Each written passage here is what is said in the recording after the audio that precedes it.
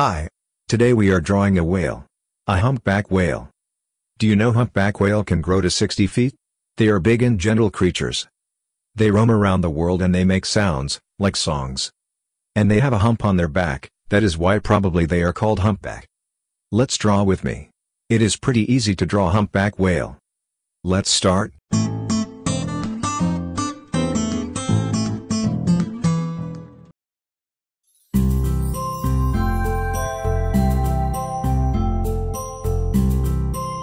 First, we are going to draw a triangle.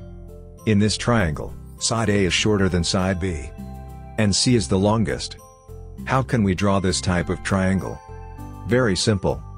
Here let's say we first draw C, the longest line. Then find the center.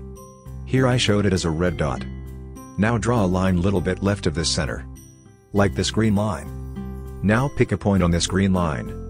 And join that to both corners of the first line, which is C. And you will get the humpback shape.